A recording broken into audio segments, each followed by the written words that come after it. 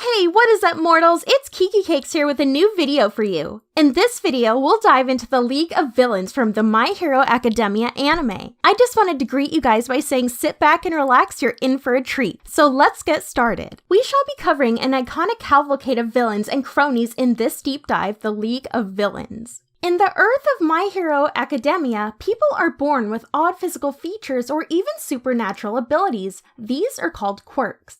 Most people who develop quirks dream of becoming heroes, setting an example for society and protecting people from crime. Unfortunately for some, due to side effects of their quirk or appearance or for a whole host of other reasons, they have little recourse but to turn to crime. Criminals who use their quirks to turn to crime are known as villains, and it is these villains that the heroes have to fight. In this deep dive, we'll be exploring the League of Villains, a powerful villain organization that's goal is the destruction of hero society. We'll cover its history and its notable members and leaders. This deep dive will contain spoilers from My Hero Academia, so you have been warned. Before the founding of Hero Society, many individuals with powerful and dangerous quirks would often abuse their power. This chaotic environment was changed when All For One appeared. With his power to steal and grant quirks, he appeared at first as a savior. Eventually, he revealed himself to being an evil overlord, organizing the new society after his image. All For One's little brother, the first wielder of One For All, stood against him.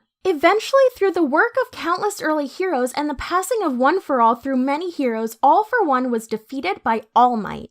With this end of the Age of Villains, Hero Society began to reign supreme. Despite his crippled body, All For One vowed to one day restart Villain Society. He formed the beginnings of the League of Villains and found a successor in Tenko Shimura, dubbing his disciple Tomura Shigaraki. All For One stoked the flames of hatred and malice within Tomura, who despised Hero Society for turning their backs on those like him. Due to All For One's influence, Shigaraki grew up into a spoiled man-child only desiring destruction. All For One appointed the villain Kurogiri to aid and guide Shigaraki and disappeared from his life to see how Shigaraki would begin acting upon Hero Society. The first significant act of the League of Villains under the control of Shigaraki is the attempted murder of All Might. All Might had at that point become a teacher at UA High School, and this would have been a perfect opportunity to show the power of the League of Villains and to announce the end of Hero Society. Using All For One's name and general hate of All Might and heroes in general, Shigaraki recruited 70 small-time villains, using them to distract and attack the students so that he could have one of All For One's Nomus attack All Might. The League's plan failed due to the skill and teamwork of the Class 1A coupled with an underestimation of All Might's power and skill. Despite their failure, the League's attacks showed a lack of faith in the system of heroes that All Might had held up on his own. The next major occurrence of the League of Villains is during the activities of the hero killer Stain. Due to Stain's rising infamy, Shigaraki had Kurogiri attempt to recruit Stain. Stain asks Shigaraki what his ideals were, but Shigaraki's goals were not convincing enough. The two come to blows before Stain ultimately agreeing that while Shigaraki had no real conviction, they both were seeking the end of Hero Society. Shigaraki was annoyed with Stain and his mannerisms. When Stain returns to Hosu to continue his work, Shigaraki has Kurogiri teleport 3 Nomus into the city to both attack the city and eventually find and kill Stain. After Stain's defeat and the destruction of the Nomus, citizens believe that the two groups, the League of Heroes and Stain, were in cahoots. The newfound fame gleaned from the hero killer allowed the criminal broker, a man named Giron, to find and recruit new villains into the League. The first of his recruits were Dabi and Himiko Toga. Due to their idolization of Stain, Shigaraki initially refused them, attempting to attack and kill them. Kurogiri stops Shigaraki, however, reminding him that they need more members. Tomura storms out of the hideout, but upon a small confrontation with Izuku Midoriya, he realizes a conviction for the League of Villains, the destruction of not just All Might, but of Hero Society as a whole. Due to his increase in leadership skills, Shigaraki recruited more villains to his team. After witnessing the outrageous display of Katsuki Bakugo, he decides that he would kidnap Bakugo to shake Yue's reputation. Dabi leads the operation with 10 elite villains. Utilizing each villain's skills and techniques, they blindsided the heroes and students. Even with the capture of 3 heroes, Muscular, Moonfish, and Mustard, the villains still managed to capture Bakugo. Having captured Bakugo, the League of Villains succeeds in damaging Yue's reputation and sowing doubts in the power of Hero Society. Shigaraki then attempts to cement this blow by recruiting Bakugo. Spinner, one of the villains, attempts to recruit Bakugo using Stain as an example, stating that Hero Society as a whole is broken and that Bakugo, who enjoys winning and crushing his opponents, should join them. Bakugo is silent, and Shigaraki, thinking that he won over Bakugo, removes the boys' bonds.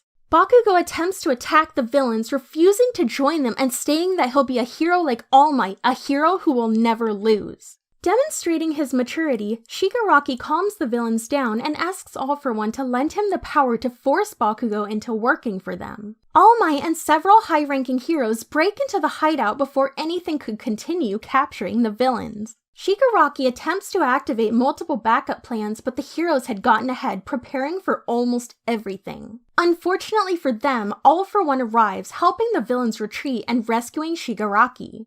The villains attempt to recapture Bakugo, but due to the heroes' and students' work, Bakugo slips from their grasp. All For One then confronts All Might, and during their battle, both have their horrific injuries revealed to the world, further shaking the faith people have in heroes, forcing them to see their great hero on his last legs. Despite his seemingly hopeless situation, All Might uses the last embers of his power to defeat All For One, but it comes at the cost of his powers. Even though the heroes won, people's faith in their hero society had shaken irrecoverably. Despite his severe injuries, All For One is happy, knowing Shigaraki will grow to be a powerful villain. With the loss of All For One, Shigaraki takes on full control of the League. Restarting the League's operations, one of his first orders is to send Himiko Toga, whose quirk allows her to copy others' appearance, infiltrate the provisional licensing exam, and obtain a sample of Izuku Midoriya's blood. Himiko succeeds in her mission and even extracts herself without anyone knowing she infiltrated in the first place.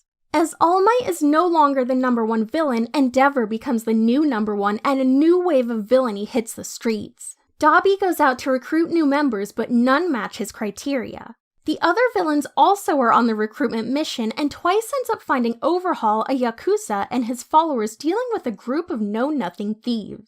There are 2 attempts to recruit Overhaul, who eventually agrees to meet with the League of Villains. The meeting goes sour when Overhaul mocks Shigaraki and the League of Villains, saying that they should instead come under Overhaul. A short confrontation occurs, which ends with the deaths of Magnet and one of Overhaul's disciples, along with the loss of Mr. Compress's left arm and the demonstration of a quirk-nullifying bullet. Shigaraki eventually decides to have another meeting with Overhaul and agrees to work with him in exchange for 2 things.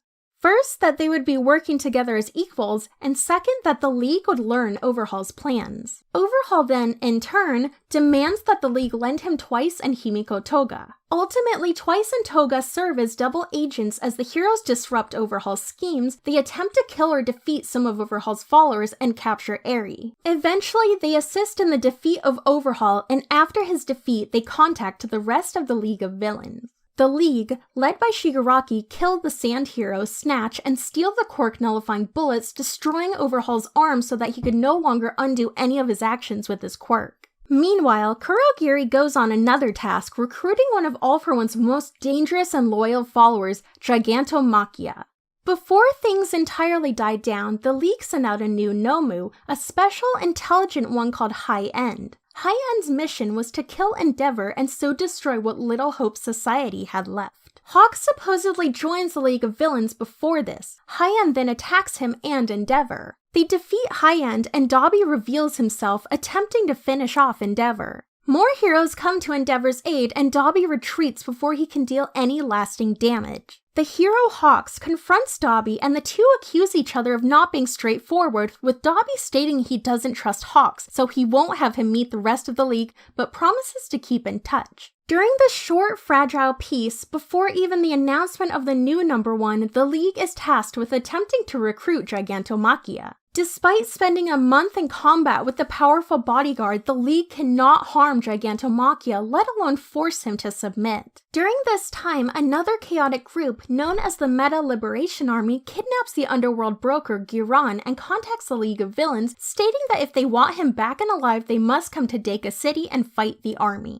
The League decides to go, planning to use Gigantomachia as insurance as he'd be able to track them wherever they went. They thought to kill two birds with one stone, using Gigantomachia to take out the Meta Liberation Army and then take out the exhausted Gigantomachia. During the fight, Gigantomachia arrived, but it would be too late for most of the League of Villains' prominent members to receive any help. Despite that, several League members, including Twice Toga and even Shigaraki, awakened their quirks further, becoming much more potent than they used to be. And with Shigaraki's awakening, Gigantomachia bowed before him, with the League of Villains ultimately absorbing the Meta Liberation Army, becoming a new entity altogether, the Paranormal Liberation Front. The League of Villains under All For One was bar none the most powerful organization in the criminal underworld, and under the rule of All For One, it ruled uncontested. When All For One passed the reins to Shigaraki, the authority of the League was questioned time and time again, with the League facing destruction several times over. However, due to Stain's inspiration and the loss of All For One, Shigaraki was able to unite his group, becoming a true leader and creating a new, more powerful League.